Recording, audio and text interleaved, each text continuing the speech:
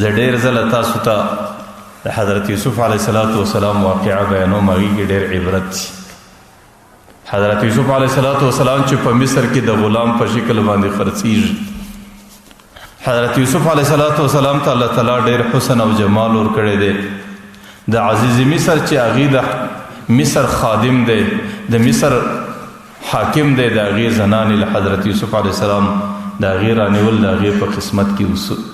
حضرت یوسف علیه السلام زندگی د هغې زنانې سره د عزیز مصر په کور کې تېرېږي.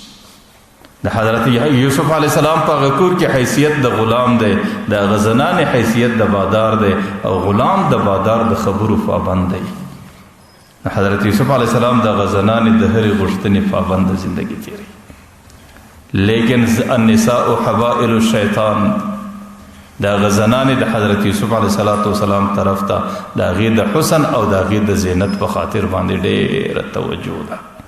هغه زنانه د حضرت یوسف علیه السلام سره دومره ورځ په ورځ قریبېږي چې د هغې هغه محبت د عشق در حده ورسېدی. هغه زنانه بار بار د حضرت یوسف علیه السلام څخه خپله مطالبه او غوښتنه کوي، لیکن هغې ته چونکې د نبوت خاندان دی، هغې د ابراهیم علیه السلام د یعقوب علیه السلام اولاد دی، هغې خپل ځان د هغې زنانې په گرفت کې نه ورکوي. آخر هغه زنانه د دې دپاره یو ترتیب برابروي، ډېر عظیم الشان محل جوړوي چې په هغې کې اووه کوټې یوه په بله کې دننه، یوه په بله کې دننه، یوه په بله کې دننه. اوومه کوټه کې چې کوم ځای دی پر هغې باندې پر دیوالو باندې ناوله ده، او داسې د شهواتو د جذباتو راپورته کوونکي تصویرونه ورته جوړوي چې کله پر هغه تصویر باندې د سړي نظر ولګېږي، د سړي شهوات او جذبات خود به خود راپورته کېږي. حضرت یوسف علیه السلام په ډېرو بانو باندې او په ډېرو حلو باندې روان کړی دی، په دې کوټو باندې ننه باس چې کله په دې یوه کوټه ننایستې دننه خو یې هغې ته تاله او کلف ور واچوه. په هغه کوټه کې د بلې کوټې دروازه راخلاصه ده، هغې ته یې تاله او کلف ور واچوه. اخر یې در اوومې کوټې پورې ورسوه او اووه سره کوټې دننه ورته کول کړي. وقالت هیت لک، دې ځای کې هغه زنانې د حضرت یوسف علیه السلام څخه مطالبه وکړه. حضرت یوسف علیه السلام چې دې دیوال ته ګوري، دې دیوال ته ګوري، دې دیوال ته ګوري. حضرت یوسف علیه السلام باندې عظیم امتحان دی. د حضرت یوسف علیه السلام د ځوانۍ زمانه ده او هغې د نبوت اهل دی چې کوم څوک د نبوت اهل علماو لیکلي دي، هغې کې الله تعالی د سلو نارینهو قوت او شهوت یې ښیي. او بل طرف ته د هغه زنانې حسن دی، او دې طرف ته د شیطان وسوسه ده،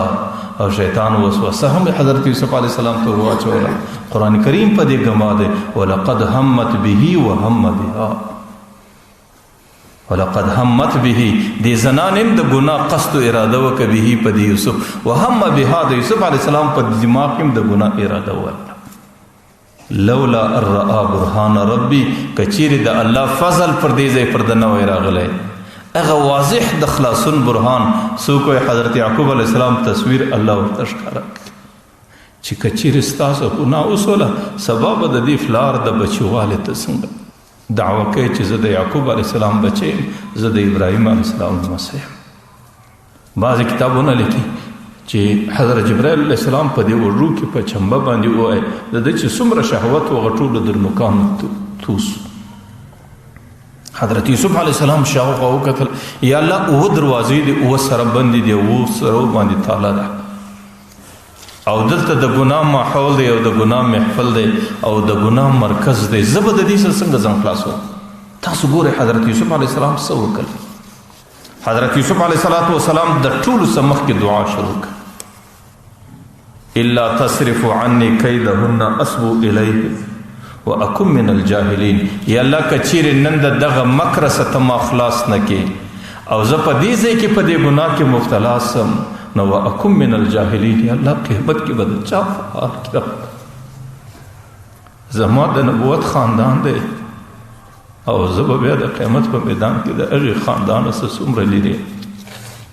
نو واکن من الجاهلین.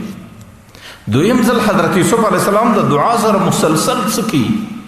حضرت یوسف علیه السلام چې کومه بنده دروازه ده د دې کل په خوا اور میدان شو دروازې له حساب ورسه دا د یوسف علیه السلام د خپل وس کار دی بس د کار صرف دومره دی چې در دروازې پورې منډه کول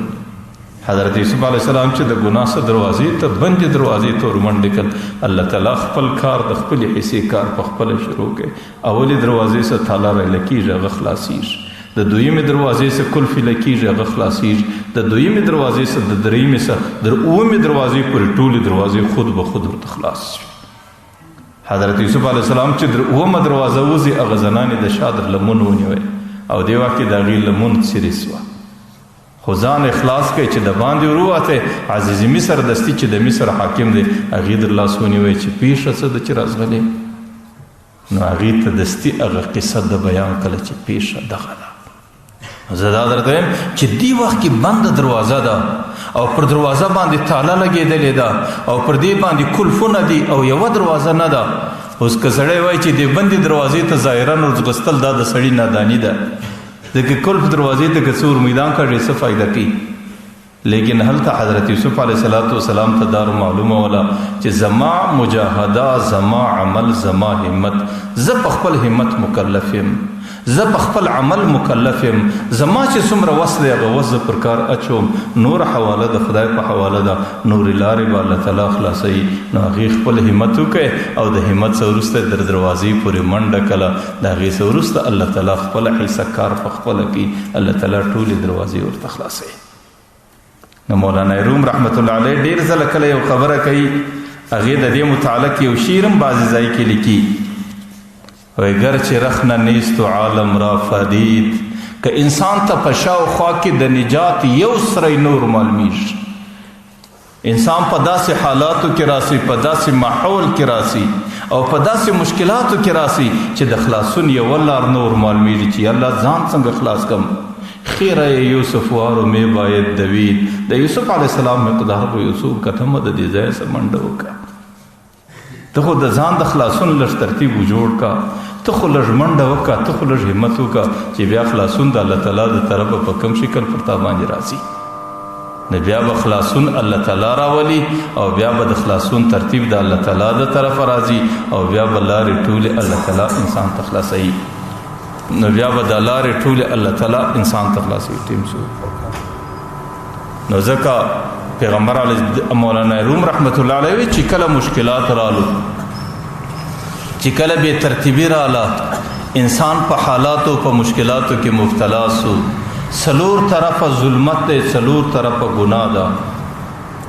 او د هر طرفه پر انسان باندې د ګناه وارې دي او پر هر طرف باندې د انسان نظر نه کنټرولیږي د انسان غوږ نه کنټرولیږي د انسان زندگی نه کنټرولیږي او انسان د دې کوشش کوي چې الله په دې حالاتو کې ځان څنګه خلاص کړه نو د ټولو سمخ کې خپل همت پر کار اچول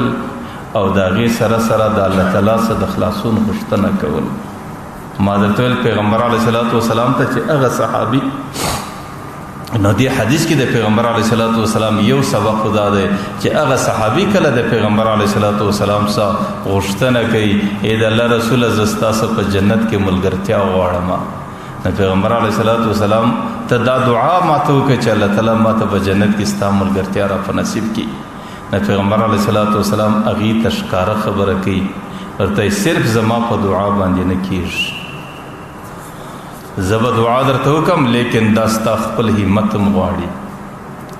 او دوه شی چې سره ملګري سي بیا هغه شی سړی د مشکلاتو خلاصولی سي د انسان خپل همت د انسان خپل استطاعت د انسان خپل کوشش او د انسان خپل مدد او کومک پر کار اچول او که انسان ته هر څومره لار بند او معلومیږي د هغې بندې لارې د خلاصون د الله تعالی څخه غوښتنه کول بس دا دوه شی چې سره ملګري سي چې سړی د دنیا په ظلمتونو کې راسي د ماحول په تیاریکیو کې راسي د ګناه په ترتیبونو کې راسي او د ځان د خلاصون هیڅ لار نور معلومیږي نو د هغې دپاره د پیغمبر علیه الصلاة والسلام په تعلیماتو کې او په دې حدیث کې یو سبق دا دی چې خپل همت به پر کار باندې اچئ او که چیرې لار درته بنده معلومیږي نو د هغې به غوښتنه د الله تعالی څخه کوې نو ستا همت او د الله تعالی څخه غوښتنه کول چې کله دواړه سره یو ځای سي بیا هر څومره بنده لار د دې لارو بندونکو الله تعالی دی د دې خلاصېدل هم د الله تعالی سره دي بیا به الله تعالی بندي لارې خلاصوي بیا به الله تعالی د انسان د زندګۍ حفاظت کوي بیا به انسان د مشکلاتو څخه خلاصېږي او بیا چې انسان په کومو حالاتو کې راغلی دی د هغې حالاتو د وتلو لار به الله اسانه کوي نو دې حدیث کې یو سبق دا دی چونکې وخت مختصر دی دویم سبق د دې پر روانو جمعه کې الله تعالی دې د عمل کولو توفیق راکړي